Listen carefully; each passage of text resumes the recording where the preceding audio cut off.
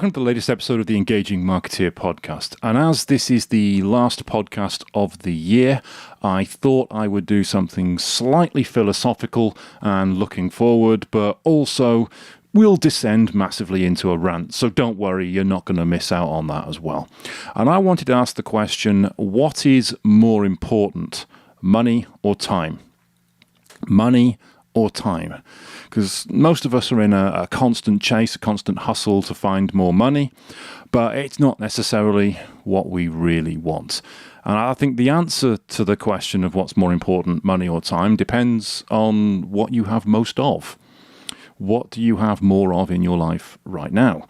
So it's often described that the fundamental difference between the rich and the poor, and I don't want to start generalizing or stereotyping here, but the general difference between the rich and the poor is that poor people swap their time for money, whereas rich people swap their money for time.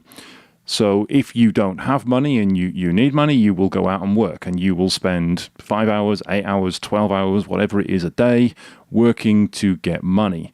You will do whatever you can to earn money, and it will use up your time.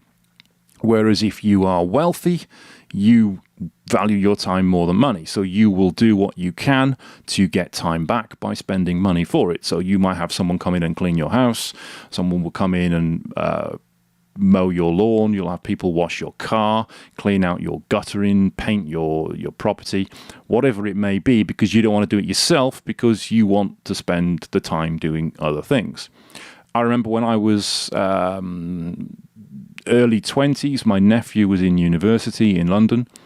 He'd have been, 18, 19, I think at the time. This was the turn of the millennium, because I remember we went down for London and the big millennium party in London, and I was shocked that my nephew was paying someone to iron his shirts. So he had someone come along to his university flat, pick up his shirts, take them away, iron them and bring them back. I just couldn't get my head around that, because he was paying them, I think it was about £7 a shirt actually at the time, picking them up and ironing them.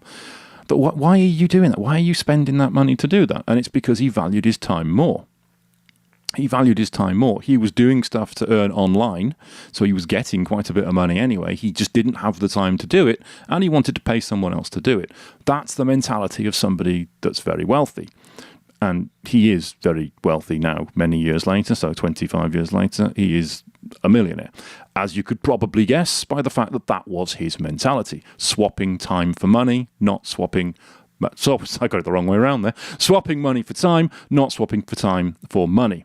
And the reason I'm referencing this now is because literally today when I record this, because I'm recording this way ahead of time, I'm not actually recording this on Boxing Day, but I hope you have had a good Christmas.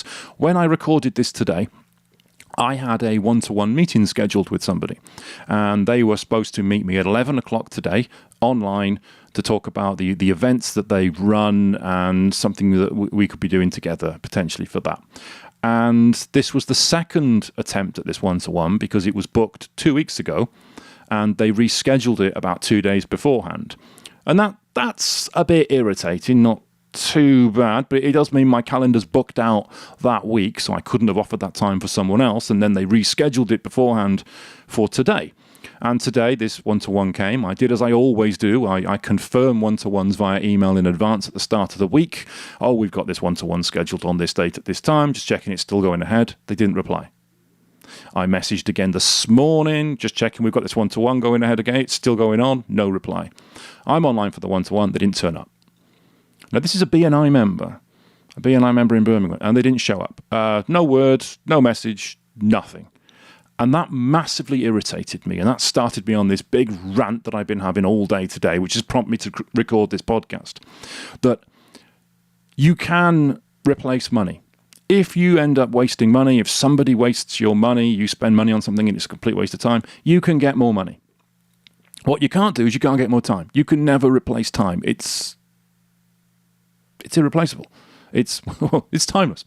You can't get it back. So I have had my time wasted today by this person, and it got me onto this big delving into problems and emotions about why this pisses me off so much, because it's happened quite a few times over the years where people have booked one-to-ones and not turned up.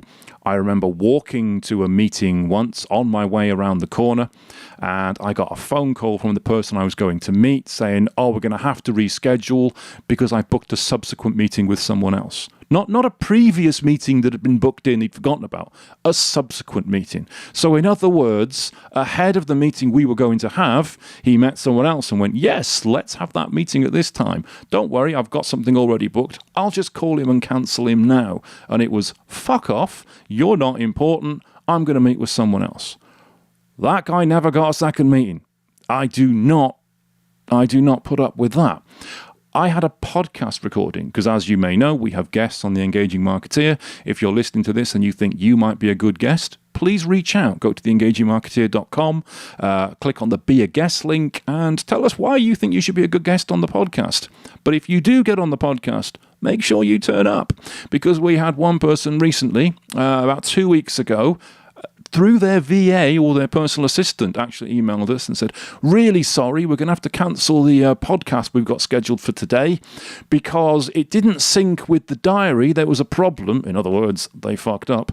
Didn't sync with the diary, and we've got a subsequent meeting booked in. Again, a subsequent meeting. So something else came in, they booked in, and rather than cancel the one they booked after me, they then said, oh no, we're going to have to cancel you. Fuck off. That is not acceptable. You don't cancel something that you booked in first for something that you booked in second because you had a diary problem. Can we rearrange? No, we fucking cannot. That is not the way this works. If people cancel on me, I do not allow them to rearrange. And I put this big post out on LinkedIn about this, asking people, and I'd love to know your thoughts on this. Do you give people a second chance if they waste your time? If they have some issue that is, I don't know, that is absolutely unavoidable, maybe something went to hospital, maybe there was a car crash, and there's a really, really genuine reason why they couldn't do it. Okay, of course, fine, that's no problem.